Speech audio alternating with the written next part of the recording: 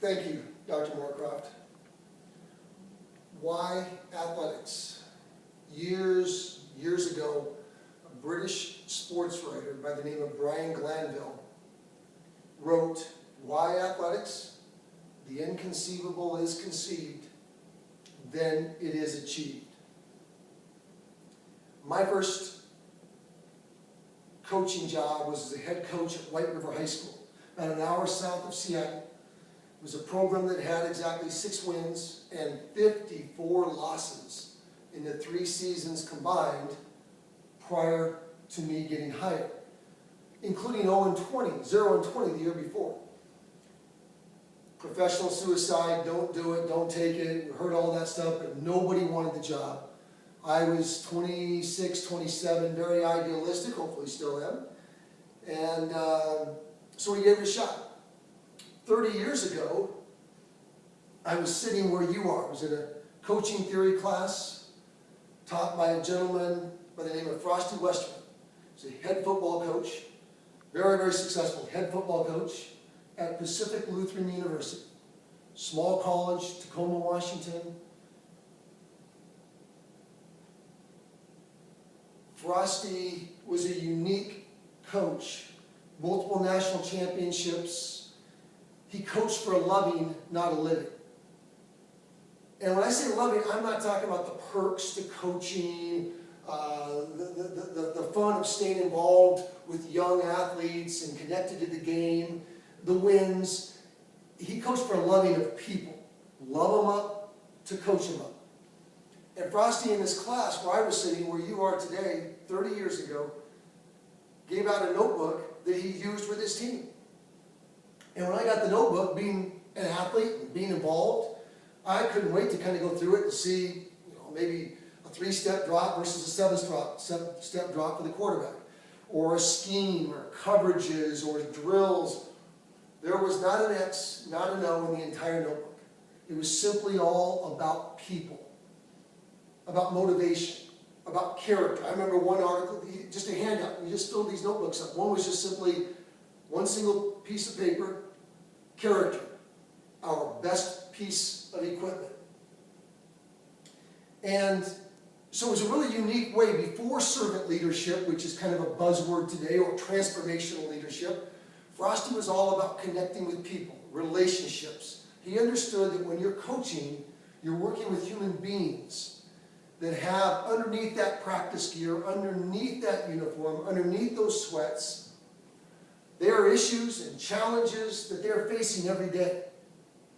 And Frosty knew that before you could coach the player, you had to know the person.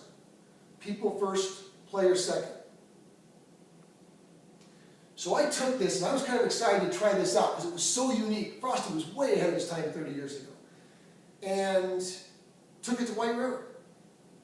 Again, 6 wins, 54 losses in the 3 previous seasons, which is why I was able to get the job.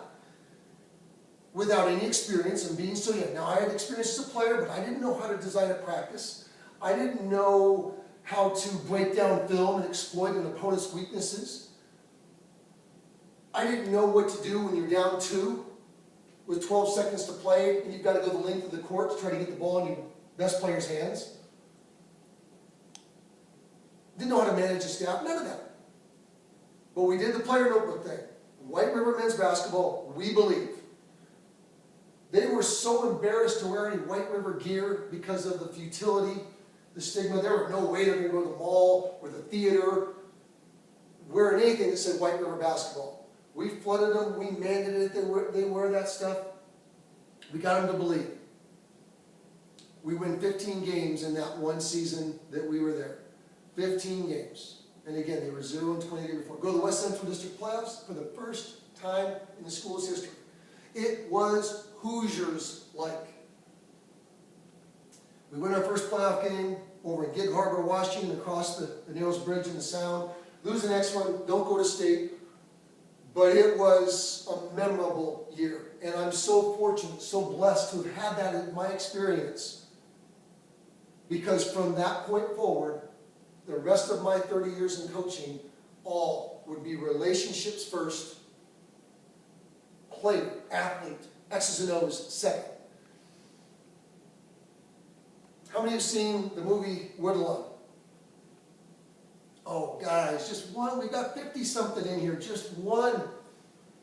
And you're young, and I know college students go to movies. It's been out probably 3 weeks, maybe 4 weeks. I won't say a lot, but it's a true story. It's a faith-based movie.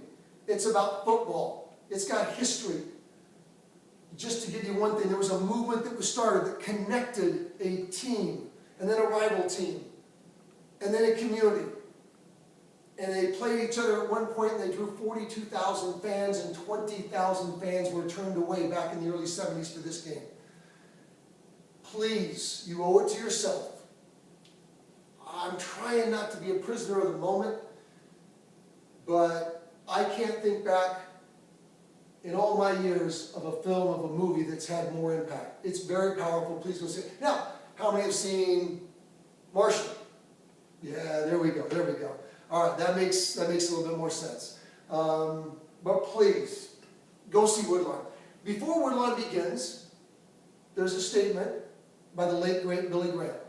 It simply says, a coach will impact more lives in 1 year than most people will in a lifetime.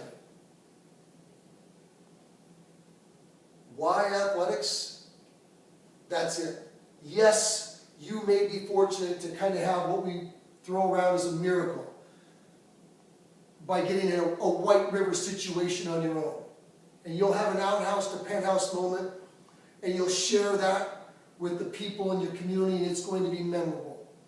But really, why athletics? Because you get a chance. If you have the right mindset and you understand servant leadership, you understand that leadership or coach is more than the whistle, the clipboard, your authority to decide who plays, when they play, what position they play, who gets the shots. It's more than control, but it's a connection. It's a connection like no other. So why athletics? Because you can impact more lives in one season than most will in a lifetime. And I'm not sure there's much more significance, anything that's more significant than doing just that. And at the same time, and this is the beautiful thing about what's going on in athletics today, from the top down, the highest levels, the San Antonio Spurs, Clemson football, New England Patriots football, Seattle Seahawks, Duke men's basketball, Virginia men's basketball. You're seeing from the top down servant leaders to varying degrees. We're all a product of our past experiences, so I'm not trying to put you into a box. Just have you start thinking down that continuum from a transactional leader, transactional coach, where it's about me, the coach, the leader, and you, my players, are to help pad my resume as we chase championships, versus a transformational coach, a servant leader coach at the other end of the continuum, where it's not about me at all as a leader. I'm here to serve you. I'm here to help transform lives, using my platform as your coach to transform lives rather than being about me to perform. So all those kind of names I already mentioned, they're to varying degrees along this continuum, but they understand what we're going to talk about today, culture, and they understand that very well. I threw out a couple. I'm going to throw out a couple more names for you. Mike Krzyzewski. And some of these I know you all have indicated, per Dr. Moorcroft, and being in this leadership class, that at some point you have interest in becoming a coach. So we're using coach, we're using leader kind of interchangeably here. And if you become a coach, more power to you. You'll never regret it. If you ever get an opportunity to coach, you've got to jump on it. But if you're not, you're going to lead your household as a parent. You're going to lead your classroom as an elementary school teacher. You're going to lead your bank as a manager. You will be in multiple leadership positions in your life, so it all flows the same, whether you ever get into coaching or not. But since you have an interest in coaching, I trust most of these names will be familiar. Mike Krzyzewski, Greg Popovich, Jim Harbaugh, Clint Hurdle, Dabo Sweeney, Bill Belichick, Doc Rivers, Pete Carroll, and I believe we already mentioned him, Frosty Westring, that coach who made a significant impact on me, and I didn't even play football for him at that college. And yet for 30 years, I took that philosophy. Frosty was so far ahead of his time, and have been able to enjoy really laughable success, simply based on, again, not control, but rather connecting with people. This book, which I think was only released in maybe mid-September, and I read it 2 weekends ago, You Win in the Locker Room First, by John Gordon and Mike Smith. John Gordon is a best-selling author. He probably has 9 or 10 books he's written. The Energy Bus being his most famous, I suppose this is the word. He's an unbelievably creative author. I don't know, most of his books are written in what I would describe as a parable. They're really short stories, communicating not how best to achieve success while on this earth, but really significance. If I had to describe it in one statement, and if you haven't heard, to me the difference, success is where I'm adding value to my life. And a lot of us spend the first half of our lives chasing success. I'm going to add value to my and my family's life. We're going to get the boat, we're going to get the condo in Sun Valley, the big house, all those things. And then you kind of get to a point where I am, and you're on the back 9 of your life, maybe just into that second half, where you realize that there's something more, significance, where you add value to the lives of others.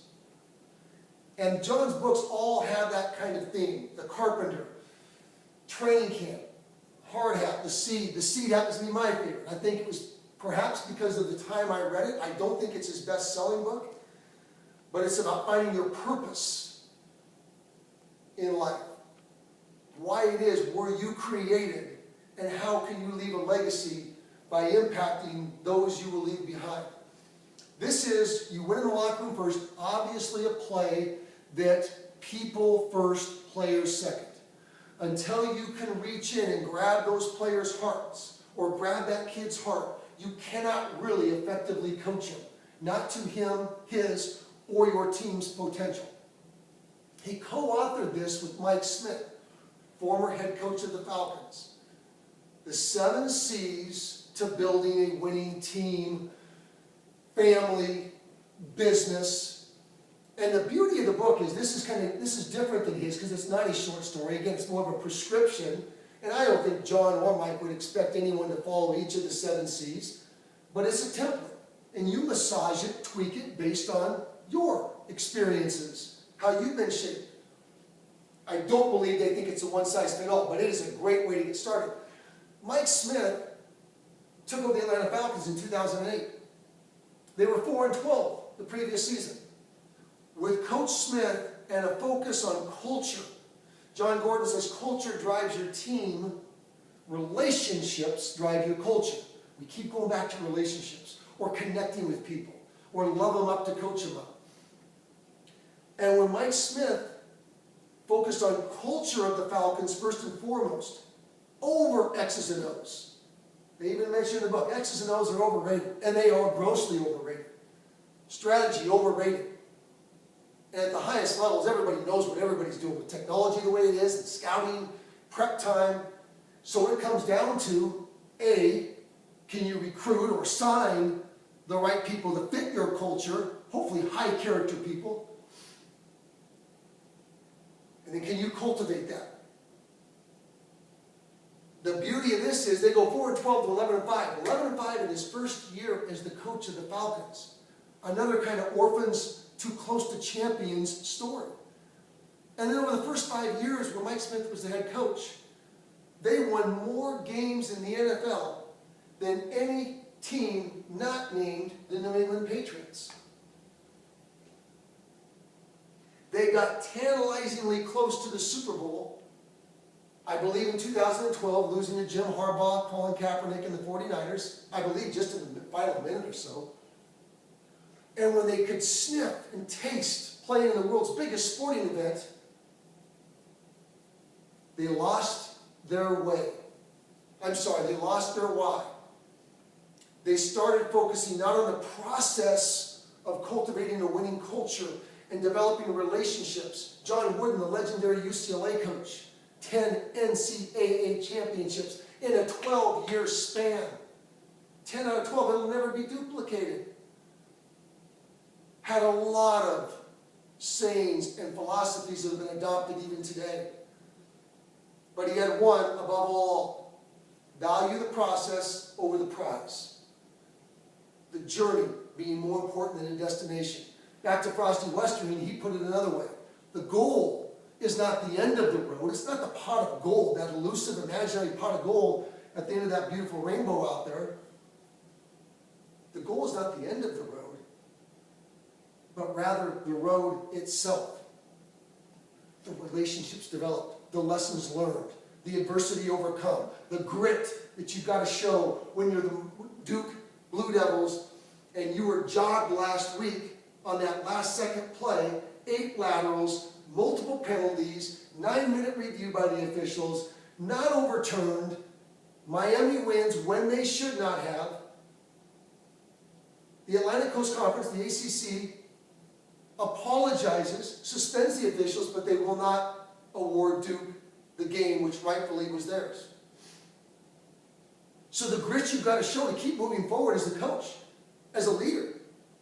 Just those kind of lessons along the way, because if you whine and gripe and complain 1, 2, 3 days after that devastating, gut-wrenching loss to the media, to everybody, your players will see that, and one bad loss is going to become 2 because it'll affect your preparation for whoever they play this Saturday. So the goal is the road. It's all those lessons and all the ups and downs that you share with your players and your staff along the way. Culture defined best simply, I know it's who we are and it's what we do, but it's people. It starts, it stops, it begins, it ends with people. We keep going back. I just want to keep driving that home, the people, the relationship aspect of it. And every team has a culture. Every team. Even if you're one of those that, oh, you know what, that's kind of out there for me. That's just a little, can't get my arms around that. It's not enough meat for me. I'd rather just learn how to better break down film than my opponents. Better manage and design a practice so we'll squeeze more out of our 2 hours every day than will our opponents. You're going to have culture either way. By design, proactive, the way you want it, or by default.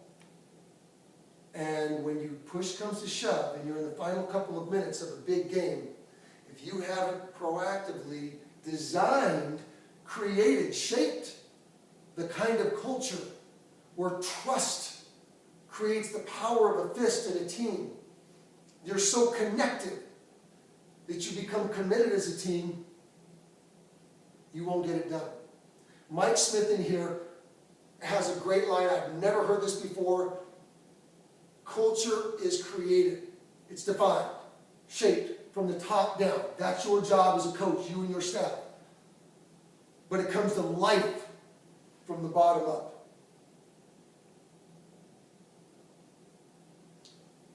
I was at White River for 1 year. We had that great Orphans to Champions. It was unbelievable. That afforded the opportunity to go become the head coach at Decatur High School. Right along the I-5 corridor, very close to SeaTac Airport, 20 minutes south of Seattle, 30 minutes north of Tacoma. Highest classification in the state, best league in the state at the time, 17 years in existence as a school with exactly 0 men's basketball playoff wins. Same deal, professional suicide. Boy, you got it rolling at White River. Just stay there, build it up. You'll be able to have your pick a job in 3, 4, 5 years. But again, the confidence in Frosty's servant leadership method had to be put to the test again.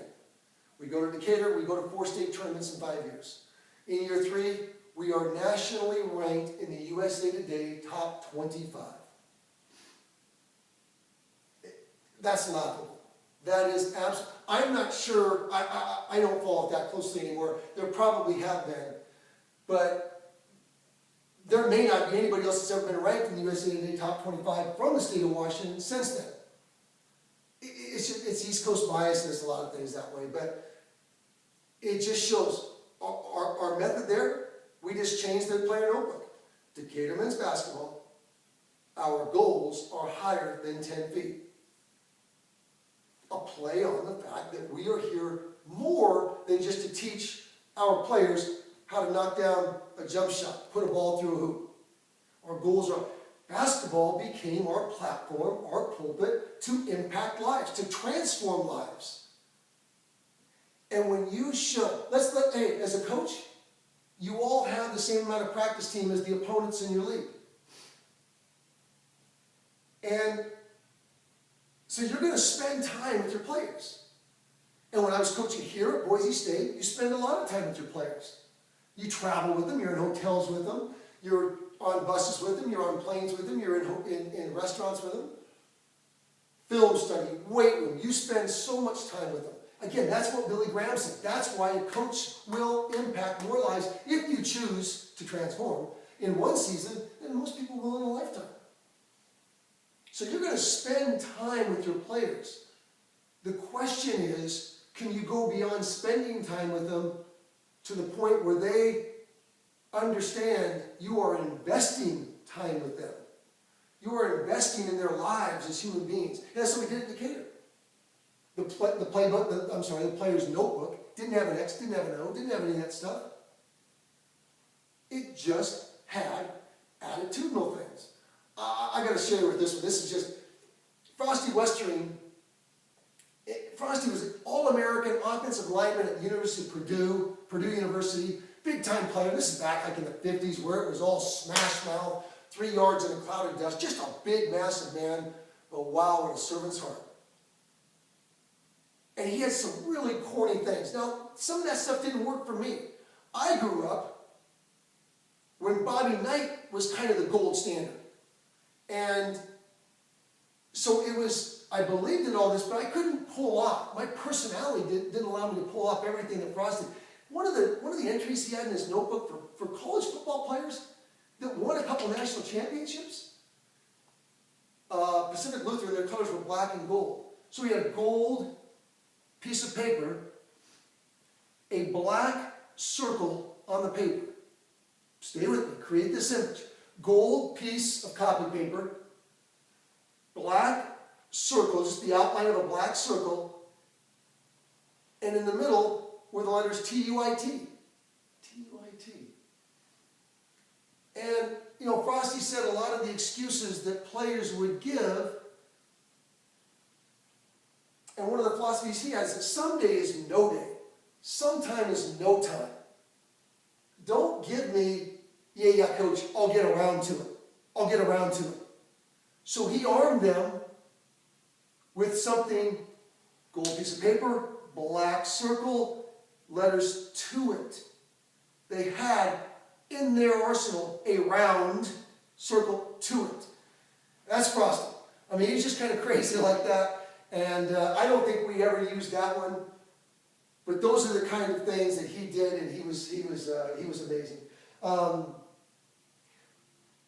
So we had a great thing at Decatur. Our goals are higher than 10 feet. No X's and O's, the same thing again. Mike Smith, in his book, another great line. He and John Gordon. I tell you, this thing is really, really, really good. It'll even just get you thinking, and we're just touching on it. Mike Smith, if you focus on the fruit and not the root, the tree will eventually die. And Mike Smith and John Gordon take you through the Atlanta Falcons, I think he was there 7 seasons, when the focus was on the root, the people that make it happen. They won more games in 5 years than any other team other than the New England Patriots. When the focus became the fruit, the pot of gold, the championship, instead of building champions, the bottom falls out. They go 4-12 the year after they lose that Super Bowl by that much. When they lost their why, they lost their way. And 13-3 in 2012 becomes 4-12, the identical record to where they were before he got the job. That is a great cautionary tale for all of us, even when it's rolling. Because one of the things John Gordon talks about, not just in this book, he really loves the term, and I love this, sustained success. We're not here to maybe hopefully get lucky on 2 or 3 years. We want to look to build sustained success. Leaders that will build sustained success in their lives. Quickly on Dean Smith, speaking of sustained success, he was the head coach at the University of North Carolina, one of the Blue Bloods, men basketball, I believe from 62 to 97, 35 years, passed away last year, an unbelievable saint of a man. Dean Smith got all this too, even though he coached when really servant leadership wasn't in vogue. But he got this. Coach Michael Jordan, of course, so many great players. But Dean Smith always had people first, player second mentality. Linda Woods, his longtime administrative assistant, was told, and this was non-negotiable, anytime a player walked into the basketball offices, be it lowly walk-on to Air Jordan himself, and they needed anything, Dean Smith was to be interrupted regardless of what meeting he was in, who he was on the phone with. It didn't matter. Invested in your players' lives versus spending time. People first, players second.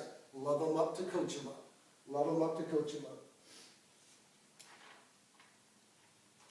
Now, one of the things we hit on very quickly, you become a coach, and as a young coach, I think it's easier to fall into this trap because you want success, not significance yet. You want to add value to your life. You want to climb the coaching ladder. Because with each step up, the perks get better, the money gets better, the notoriety gets better. But to be a servant leader and have a people first, where I'm transformational, others first, it requires a dose of humility from you, the leader. And when I say that, people are, no, I mean, you've got to command a presence, and you are their leader. Keep in mind, the military has a handle on this that we really don't. Humility is not thinking of yourself less. I'm sorry, it is not thinking less of yourself. C.S. Lewis has a great definition of humility. Humility is not thinking less of yourself. You can still have all that inner arrogance that all great people have in any profession. That inner belief that you were created for something great. You're destined to do great things in our short time here on earth.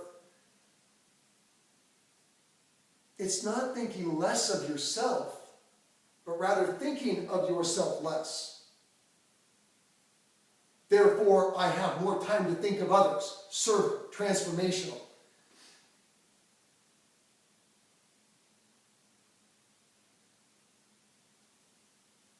We think of Bill Belichick. Don't get caught up in the deflate gate and some of those things. The cynical side of each of us, we're human beings, we can do that. And you can choose to do that, but I think you're missing an opportunity to learn really what goes on in that organization. He, from the people that know, the highest compliment he's paid is that every person in that organization, and as big as a football team is and a football staff is, and they are aligned for a single purpose. That's hard to do. That's very, very difficult to do. I'm going to give you one statistic on the page. We know they've won 4 Super Bowls under him, and they may win a 5th this year. And again, when I say that, again, I'm certainly not advocating bending the rules, but at that level, everybody's pushing the envelope.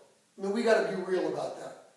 I love Pete Carroll, but Seahawks have been dinged for violating practice restrictions. They have been dinged for Adderall. Indianapolis Colts, who blew the whistle on Deflategate, they have been at least investigated for pumping in illegal crowd noise into the stadium. So everybody's doing a little something. The New England Patriots are 20-2 since losing a game about a year ago at this time in the 2014 season to Kansas City. And they got hammered. And Tom Brady was awful. And the Boston, New England media, maybe it's time. Maybe it's time that the golden child, we get rid of him to Jacksonville, to the Raiders. Let's get rid of him so we can maybe get a couple draft picks and something for him while people still perceive he's got something left. Since that loss, they are 20-2. One of those losses was a throwaway game, last game of the regular season. They had home field advantage locked up to the playoffs, and they didn't play their starters. So in essence, they're 20-1. In a league designed for parity, that's why the NFL is so fun every weekend. You don't know what's going to happen. Their whole system and rules are designed, if they had their brothers, for everybody to go 8-8. The Patriots are an unbelievable outlier. And to be 20-2, well, we'll give you the second loss, in a league designed for parity, since the media started questioning the quarterback, the leader of the team from a player standpoint, that shows you how connected those players are. That would not happen by chance. Like him, you don't get caught up when you see Bill Belichick after a game giving one word, short, at times disrespectful, inconsiderate, rude answers to the media. He's got no interest in that. He wants to get that done to go be with his players and to prepare for the next game. But he is, maybe not in biblical terms, servant leadership. There's a great story about Lawyer Malloy. We don't have time for it now. If Dr. Moorcroft is kind enough to have me back in the spring or another time, we'll hit that one up. He does more for his players. I think that's a remarkable record as to how connected they are. And you talk about a team that rallied around that. Dabo Sweeney, the college football playoff poll came out last night. Clemson is number 1. There's going to be a Final Four and they have a football playoff. And the first one came out last night. They're number 1. I think he's roughly like 72% winning percentage since he took over in 2007. Servant leader, transformational. He, as a leader, transfers belief to his players. And his line is, when they do well and people say, man, you're overachieving, we're not a culture, we're not a team, a program of overachievers, rather over-believers. That's beautiful. That's just beautiful. I think they had a big one this weekend against Florida State. And I bet you they win by 10 plus. Tony Bennett at University of Virginia, he's got his 5 pillars of life. He uses basketball to teach life. His 5 pillars: thankfulness, which is huge. John Gordon talks in his books about research shows you can't be thankful and stressed at the same time. Thankfulness, humility, we've already talked about that. Passion, unity, connected, that's the Patriots. And servanthood. Let's really quickly talk about servanthood for a second. Anyway, Tony Bennett uses basketball to teach these. And what has he done at Virginia? Those of you remember he was the Washington State head coach. And since he left, I think Washington State's won 2 games in the last 5 years. That's how bad they are, yet he had them to a Sweet 16. He is the ultimate. He is a tremendous illustration of a servant leader. 5 pillars of life. Virginia's 60-11 the last 2 seasons. They've won the ACC championship 2 years in a row. Virginia? They were irrelevant before he got there 5 years ago. The ACC has the likes of Duke, Carolina, Syracuse, Louisville, North Carolina State, on and on. Arguably the most difficult league, men's basketball in the country. And he's won it the last 2 years. Amazing what you do when you recruit character, which is a huge part of your culture. Bill Belichick says it. Talent sets your floor. Character sets your ceiling. You can apply that to an individual athlete if you're looking to recruit or draft or sign. And you can apply it to a team. We've seen it all the time. Teams with great talent get beat. Talent sets your floor. Character sets your ceiling. I gotta give you this. I know you guys don't know who this guy is, John Chaney. If you're interested in stuff like this, Google John Chaney. Legendary coach at Temple University years and years ago. 5 a.m. practices, hard guy. Drove them tough love all the time. But boy, did he love those guys up. John Chaney, Temple was really, really good. You talk about a guy in a different way than Tony Bennett. Remember, we're all product of our past. John Chaney had a line. It was written by Michael Wilbon. I think he's on part of the interruption on SportsCenter, ESPN. He does the NBA pregame stuff on ESPN. Michael Wilbon wrote this when he used to work for the Washington Post. John Chaney is a man who, if in the playground choosing up sides, will give you talent and take hard work. Because hard work has broken talent's heart many a night. And when I say hard work, you could choose to substitute a lot of things in there, but we're talking about character. Frosty Western, character. This was another one of his handouts in his book. Character, our best piece of equipment. Yeah, it's a little corny, a little cheesy, but it works, and it's still true today. There's a lot of them. Clint Hurdle, he's a manager of the Pittsburgh Pirates. He's brought them to relevance. Andrew McCutcheon, one of the best players in baseball. I think he won the league MVP a year or two ago. Clint is less concerned about us, our performance as players, than he is about our lives as people. That says it all. That's it. I want to talk quickly. Greg Popovich, Mike Krzyzewski. We are going long. I appreciate you hanging in there with this. They're the two gold standards. Mike Krzyzewski's been at Duke for 35 years, since 1980. Sustained success, as John Gordon talks about. Great example.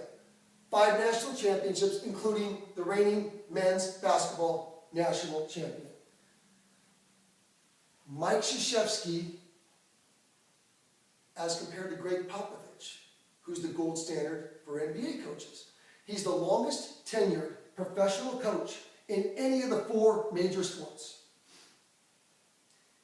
I believe they've been to 18 consecutive playoffs, which is extremely difficult in the crazy competitive Western Conference.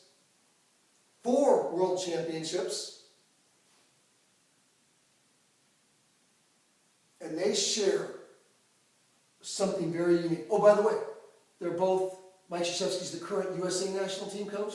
You know, the one like the Olympic Games where you get to coach LeBron, Kevin Durant, Steph Curry, Chris Paul. He has announced he'll step down in 2017. They've already named his successor. Who is it? You got it, Greg Popovich. The 2 gold standards, sustained success, servant leaders. Now, again, servant leaders, I don't want you to think it's all warm and it's all fuzzy, hugs, kisses. Because if you walked into either one of those 2 practices, you'd probably have to earmuff it. Because the language may be a little salty. But remember, the love has already been communicated based on their investment in their lives as people. Mike Krzyzewski, one mantra, he's had it forever. I believe in you.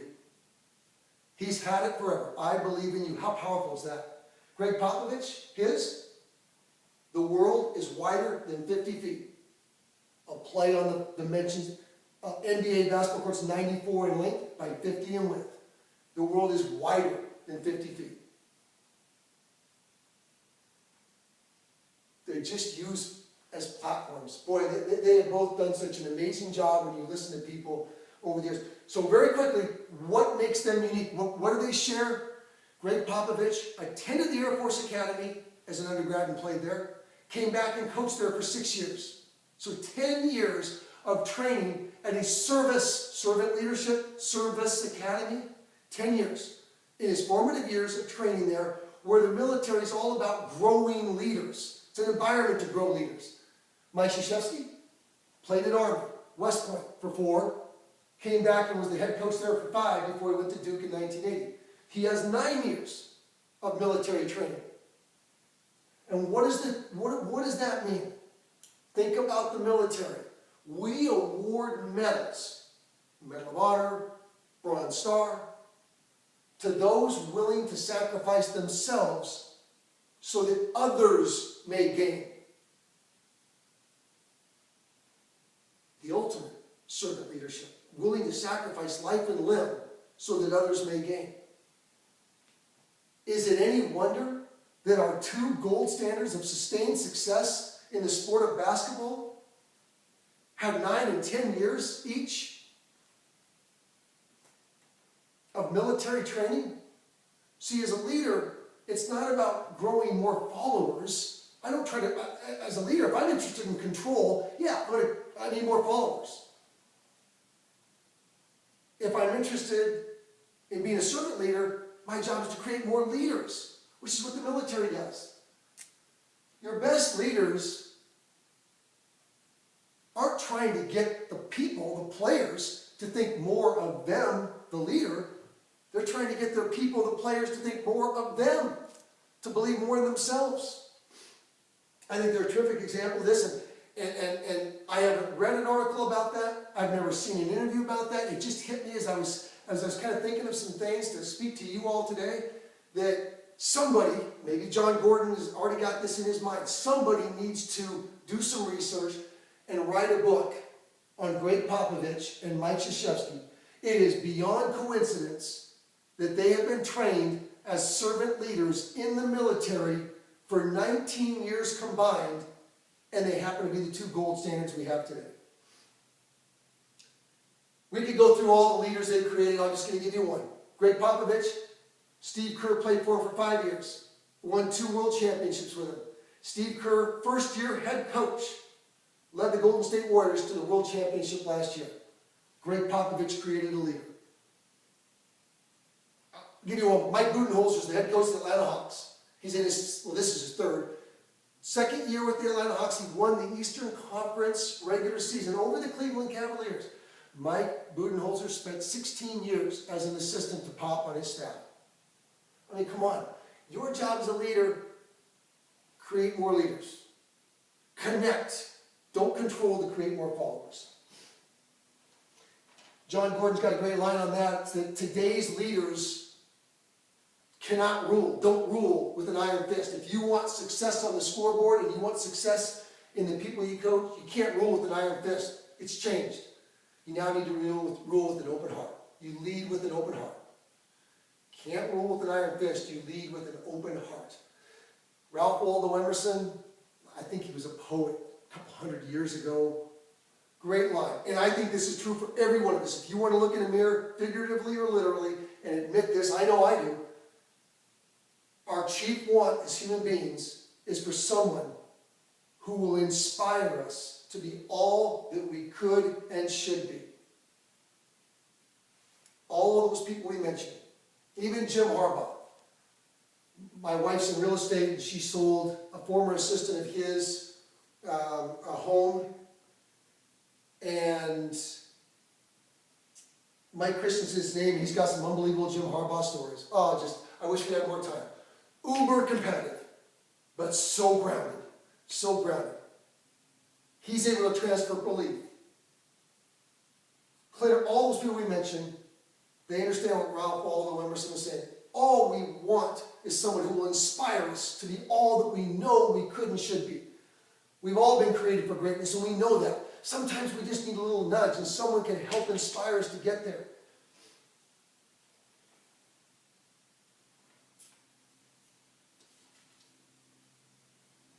Really quickly on this, I would be remiss if we didn't talk about one thing. And maybe you've already figured it out, because some of those names I've mentioned, they're not all warm, fuzzy guys. They all do love up others first. But if you're going to create a culture that's real, I mean, we're a real culture here, we know there's going to have to be, at times, discipline. What Frosty Western used to call tough love. That's the first time I heard it. Tough love. John Gordon twists that, and I like what he does. I'm used to tough love, but he's onto something here. He says love tough, because the love has to precede the tough component, if it's going to be accepted, received, taken to heart. But you're going to have to demand in a way that's not demeaning. Pat Riley, a longtime coach of the Lakers, back to the Magic Johnson era. I think they won 3 or 4 championships there. Now he's the president of the Miami Heat. He's won another couple since he's been in that capacity. Every great athlete, every great team needs a truth teller. A truth teller. In your culture, again, it's going to happen. You decide to shape it or it'll shape you. Truth promotes a culture of growth. It promotes growth in your children, in your employees at that bank, in your students in that classroom you're leading, in your players. What they want to hear simply fosters an environment of entitlement. That won't get it done for sustained success. I had a player back to Decatur High School, Roberto Bergerson. Some of you, if you grew up around Boise, probably remember that name, one of the best players to ever come through Boise State. Draft pick by the Portland Trail Blazers. And we had the West Central District Championship at Decatur High School. I think we were number 1 in the state. I'm not sure we were playing, but I remember it was a top 5 team of some sort. Big game. You work it all season for it. Actually, because of specialization, you've probably been working 11 months to get around to this one. And found out in the afternoon before that game that Roberto had skipped a chemistry class. He didn't skip it to go out and get high or do anything crazy. He just wasn't prepared and didn't want to take a bad grade in a class that was fairly difficult for him. Now, he only missed 1 class. We didn't have to suspend him. He was like at 80% of the school day. So it was all our call. But obviously there was no decision to be made. It was simple. Yes, we suspended him. Yes, we lost the game. I think we got killed. But it was the best thing to do because obviously we had to exhibit some tough love, tough to Roberto and for the benefit of the program over sustained success. I didn't end up staying at Decatur. I was only there 7 years, I believe, maybe even 6, before coming over to Boise State and eventually becoming the associate head coach here at Boise State. But I might have been at Decatur for 30 years. And when you're looking to build sustained success, you've got to do things the right way with integrity. And you've got to, if you really love them up, you've got to do things what's right for that individual. What message do we send besides to the community or every little kid or anybody else? Maybe no one would have found out. But what do we send to Roberto if we allow him to play in a game that when he didn't fulfill what we had as standards for our program? And because he was a high school All-American and everything else, to whom much is given, much is required, we expected more than that. And tough pill to swallow for the team, for Roberto, but that's part of tough love.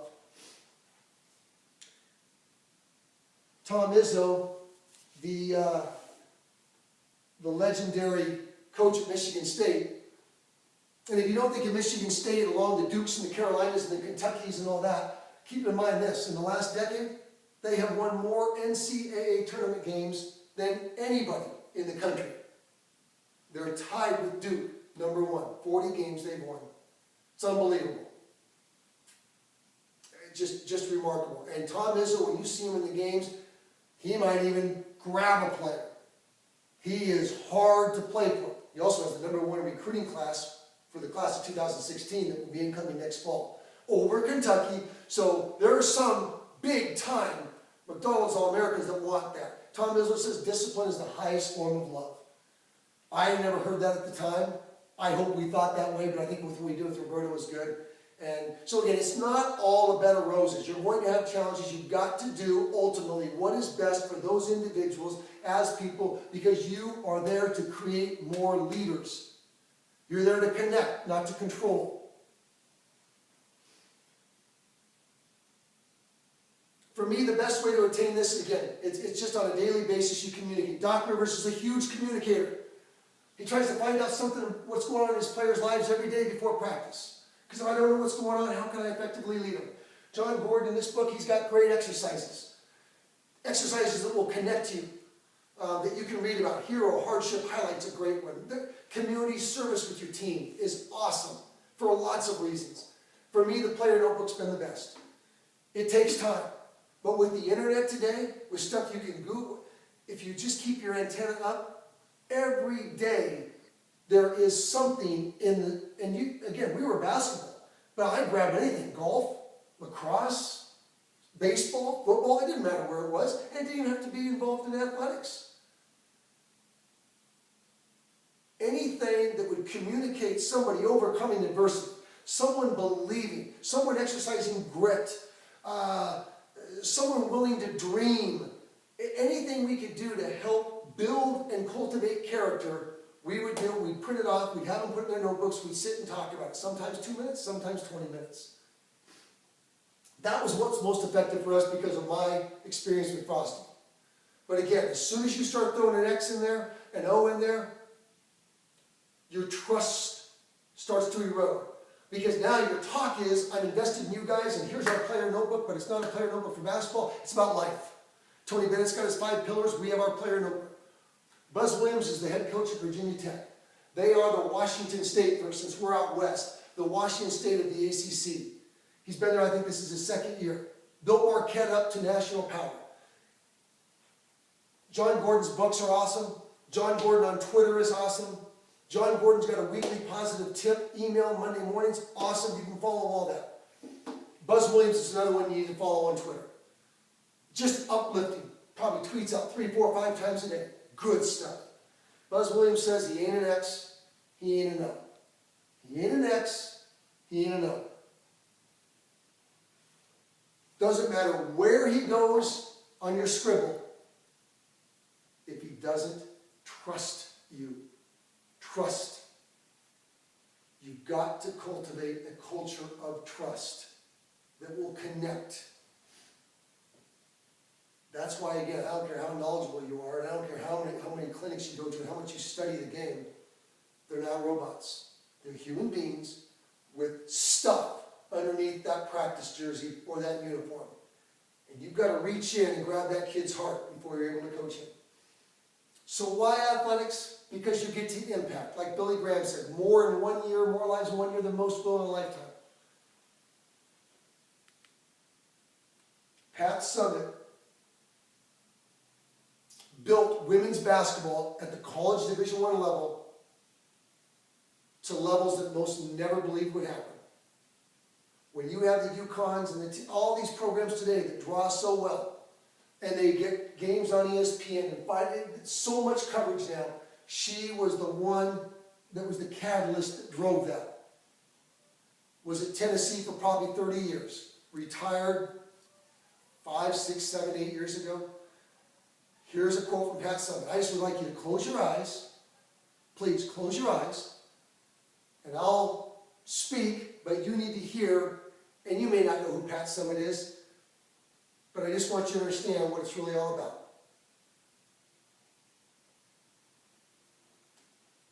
I've won 1,098 games in my career. 8 national championships. Countless Southeastern Conference championships. Banners too numerous to count. They even named the basketball court that the men and women play on at Tennessee, Pat Summitt Court. But all I see are the faces. There are only 18 inches from the head to the heart. 18 inches head to the heart. You can open your eyes. 18 inches head to the heart. Small distance, life-changing difference. It might be easy to miss how close they are, but never forget, leadership is an affair of the head. I'm sorry, leadership is not an affair of the head, rather an affair of the heart. Those trophies, we just moved, those trophies that you get, those plaques, those banners, those championships, A, you can't take them with you. B, they're going to collect dust. You're going to lose them in moves. I don't even know where half of ours are. But like Pat Summitt said, all I see are the faces. Thank you.